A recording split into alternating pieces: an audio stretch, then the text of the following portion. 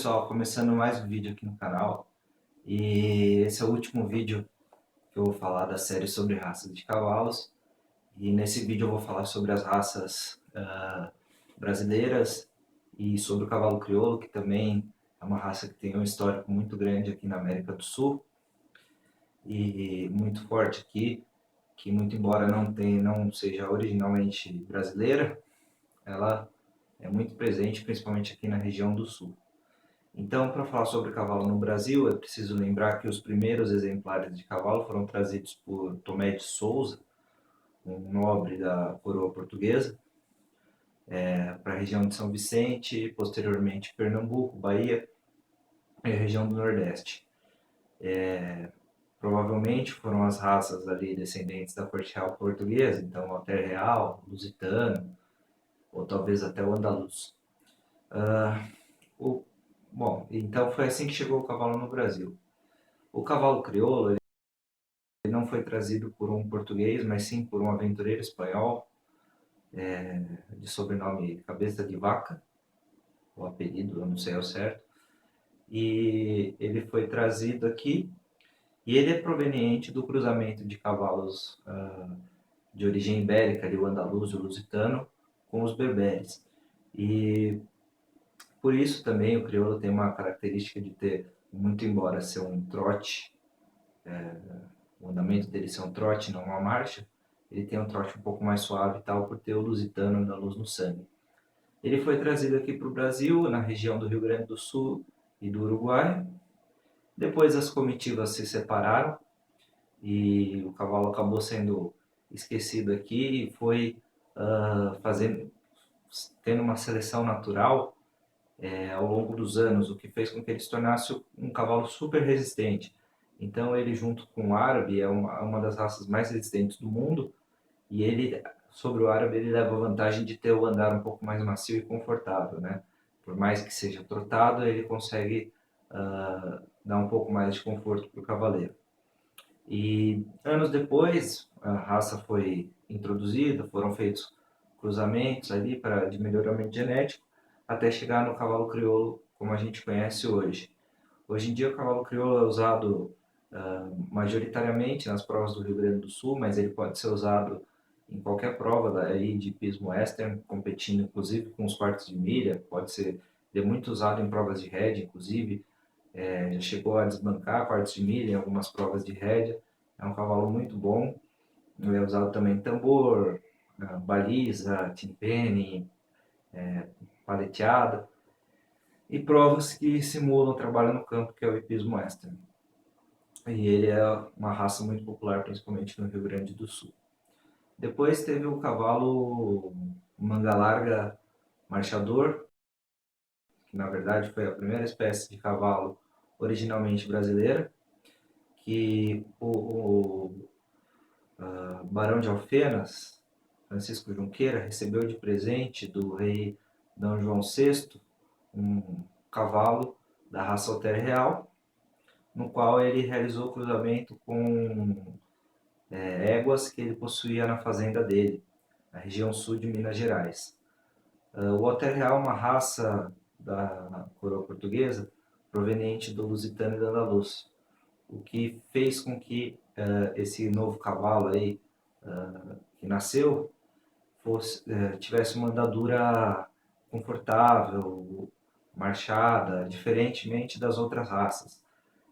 E foi levado para a fazenda Manga Larga, nas proximidades do Rio de Janeiro, onde começou-se a ampliar a criação dessa raça, que levou esse nome justamente por causa do nome da fazenda, Manga Larga, né?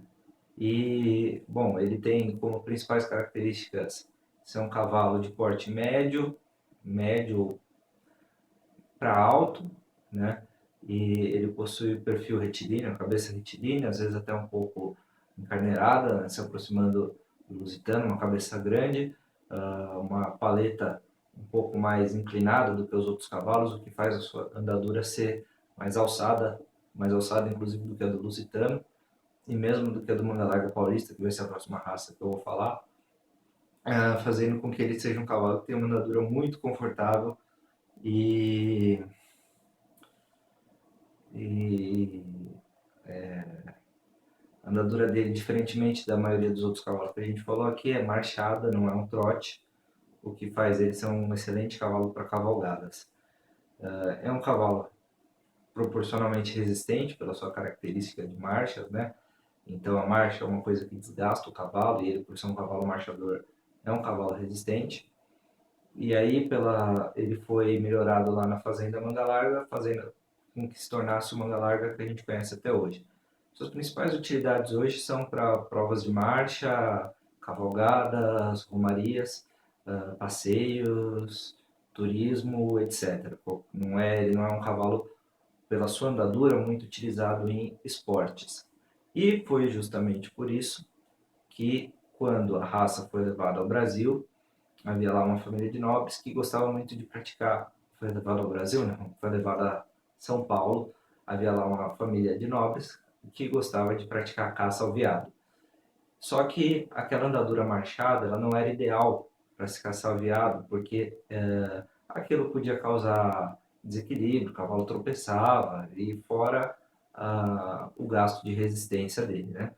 Então, foi-se, com o tempo, modificando geneticamente essa raça de manga larga marchador, até que a gente conseguiu chegar no que hoje é conhecido como manga larga paulista, que ele é derivado do manga larga marchador, com a diferença que a marcha dele não é nem batida, nem picada, e sim trotada.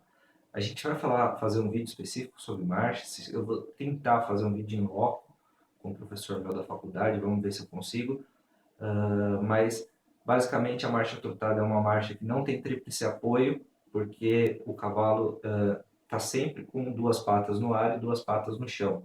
O cavalo ele trota na diagonal, então sempre duas patas no ar e duas no chão. E o cavalo marchador, no caso do manga larga marchador, por exemplo, ele consegue manter o tríplice apoio, por isso que a andadura dele acaba ficando mais confortável. Então o manga larga paulista, ele tem essa característica de uma marcha de ser um cavalo marchador, com andamento confortável, porém é uma marcha um pouquinho menos confortável do que a do manga larga marchador, um trote um pouquinho mais rasteiro, apesar de também ter uma paleta inclinada, também ter mais ou menos o mesmo tamanho, uma cabeça retilínea. Eu acho até o manga larga marchador mais bonito do que o paulista na sua conformação geral.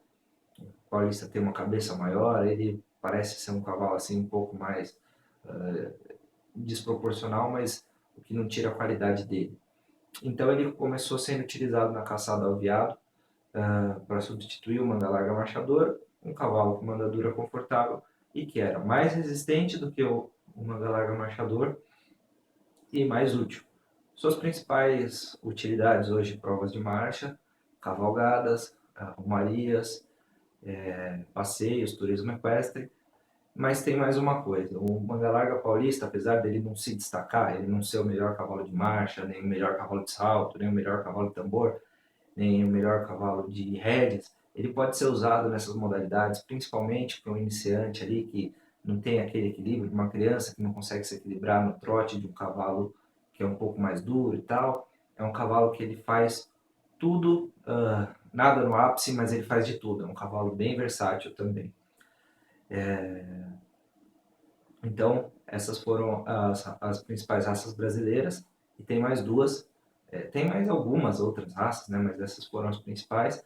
Depois veio o cavalo Campolina, que era o sonho de um brasileiro de origem portuguesa, chamado Cassiano Campolina, que quis fazer lá cruzamentos genéticos, até que ele conseguiu, através de cruzamentos de puro sangue inglês com puro sangue lusitano e tudo aquilo, em 1951, criar uma raça chamada Campolina.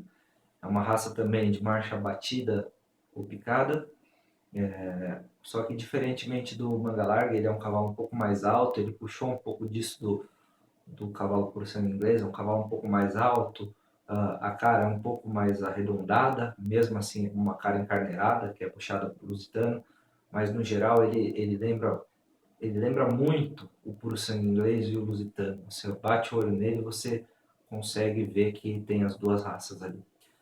E depois disso, tem o cavalo brasileiro de piso, que foi uma raça desenvolvida aí no final dos anos 80, nos anos 90, que é uma mistura genética das principais raças europeias usadas para o hipismo clássico, né, que envolve adestramento, salto e concurso completo de equitação.